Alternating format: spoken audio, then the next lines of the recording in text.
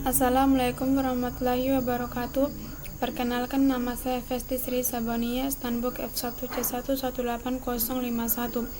Saya akan mempresentasikan tugas UAS saya, yaitu tentang peran bakteri Acetobacter xylinum dalam pembuatan nata de coco. Pokok pembahasannya itu yang pertama, bakteri Acetobacter xylinum, kedua, proses metabolismenya, dan yang terakhir yaitu metode isolasi.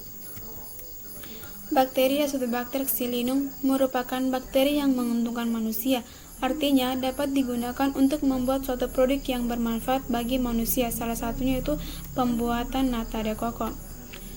Ciri-ciri Acetobacter xylinum itu yang pertama, bersifat gram negatif, berbentuk batang pendek, memiliki lebar 0,5 sampai 1 mikrometer dan panjang 2 sampai 10 mikrometer, bersifat non-motil dan tidak membentuk spora, serta berbentuk batang pada media asam dan berbentuk kapsul pada media basah.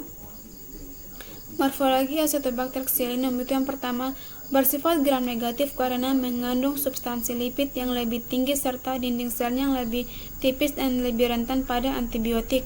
Kedua, bernafas secara aerob tetapi dalam kadar yang kecil, berwarna transparan dan tidak berpigmen. Pada kultur yang masih muda, individu sel sendiri-sendiri dan transparan. Dan terakhir, pada koloni yang sudah tua, membentuk lapisan menyerupai gelatin yang kokoh menutupi sel koloninya. Golongan Acetobacter xylinum itu dapat dilihat pada tabel, di mana Acetobacter xylinum termasuk dalam golongan prokaryotik karena Acetobacter xylinum termasuk kingdom Monera, di mana belum memiliki membran inti. Perkembangbiakan Acetobacter xylinum berkembang biak secara aseksual melalui proses pembelahan sederhana yang disebut pembelahan biner melintang, di mana hasil sel anakan pembelahan ini akan membentuk satu koloni yang dapat dijadikan satu tanda pengenal untuk jenis bakteri.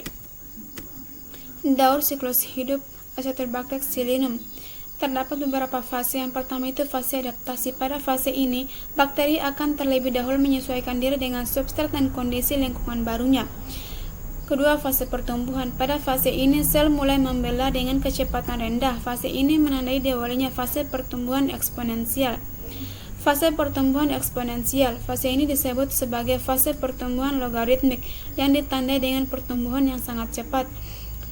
Fase pertumbuhan diperlambat. Pada fase ini terjadi pertumbuhan yang diperlambat karena ketersediaan nutrisi yang telah berkurang. Terdapatnya metabolit yang bersifat toksis yang dapat menghambat pertumbuhan bakteri dan umur sel yang telah tua.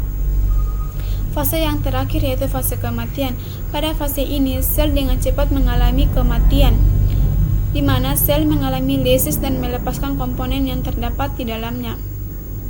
Habitat Acetobacter xylinum yaitu pada pH 3,5 sampai 7,5 dan tumbuh optimal bila pH-nya 4,3. Kemudian tumbuh pada suhu 28 sampai 31 derajat Celcius. Tumbuh pada medium sederhana yang terdiri dari mineral penting seperti amonia, karbohidrat atau asetat. Selain itu, bakteri ini juga terdapat pada udara dan air. Metabolisme Acetobacter xylinum termasuk bakteri anaerob fakultatif yang dimana biasa digunakan dalam bidang bioteknologi. Bakteri anaerob fakultatif adalah bakteri yang dapat hidup dengan baik itu dengan oksigen maupun tanpa oksigen. Kebutuhan dalam pembuatan nata de coco membutuhkan beberapa komponen agar hasil nata yang dihasilkan menjadi optimal. Yang pertama itu sumber karbon. Sumber karbon yang dapat digunakan dalam fermentasi nata adalah senyawa karbohidrat yang tergolong monosakarida dan disakarida. Kedua, sumber nitrogen. Bahan yang baik bagi pertumbuhan Acetobacter xylinum dan pembentukan nata adalah ekstrak yeast dan kasein. Namun, amonium sulfat dan amonium fosfat merupakan bahan yang lebih cocok digunakan dari sudut pandang ekonomi dan kualitas nata yang dihasilkan. Tingkat keasaman pH. Meskipun bisa tumbuh pada kisaran pH 3,5 sampai 7,5, bakteri Acetobacter xylinum sangat cocok tumbuh pada suasana asam pH 4,3. Temperatur.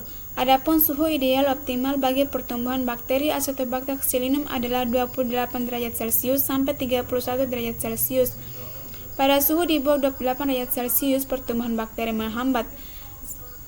Pada suhu di atas 31 derajat Celcius, Celcius, bibit nata akan mengalami kerusakan dan bahkan mati, meskipun enzim ekstraseluler yang telah dihasilkan tetap bekerja membentuk nata. Dan yang terakhir yaitu udara oksigen. Bakteri Acetobacter xylinum merupakan mikroba aerobik. Dalam pertumbuhan, perkembangan, dan aktivitasnya, bakteri ini sangat memerlukan oksigen. Bila kekurangan oksigen, bakteri ini akan mengalami gangguan dalam pertumbuhannya dan bahkan akan mengalami kematian. Proses metabolisme. Pada proses metabolisme, selaput selulosa terbentuk oleh aktivitas Acetobacter xylinum terhadap glukosa. Karbohidrat dipecah menjadi glukosa. Selama proses metabolisme tersebut, terjadi proses glikolisis yang dimulai dengan perubahan glukosa menjadi glukosa 6-fosfat yang diakhiri dengan terbentuknya asam pirufat. Selain metabolit sekunder, Acetobacter xylinum juga menghasilkan metabolit primer berupa asam asetat, air, dan energi. Glukosa 6-fosfat yang terbentuk pada glikolisis inilah yang digunakan bakteri untuk menghasilkan selulosa. Struktur selulosa itu ada pada gambar, di mana mekanisme reaksi yang dihasilkan yaitu CH3CH2OH plus O2 menghasilkan CH3COH plus H2O plus energi. Metode isolasi Acetobacter xylinum. Air kelapa murni sebanyak 3 liter disaring terlebih dahulu. Kotorannya dibuang, kemudian dididihkan atau direbus hingga mencapai suhu 100 derajat Celcius. Kemudian dicampurkan gula 100 gram, urea 10 gram, dan asam asetat 3 ml. Setelah itu dituangkan ke wadah yang steril. Ditutup kemudian didiamkan hingga dingin. Setelah dingin, kemudian ditambahkan bibit nata atau Acetobacter xylinum selama 1 minggu. Kemudian disimpan pada suhu 28-30 derajat Celcius. Saat fermentasi inilah Acetobacter xylinum mengubah glukosa dalam air kelapa menjadi serat-serat yang disebut selulosa, yang pada akhirnya menjadi lapisan-lapisan nata de coco. Mungkin itu saja yang dapat saya jelaskan, lebih dan kurangnya mohon dimaafkan. Wassalamualaikum warahmatullahi wabarakatuh.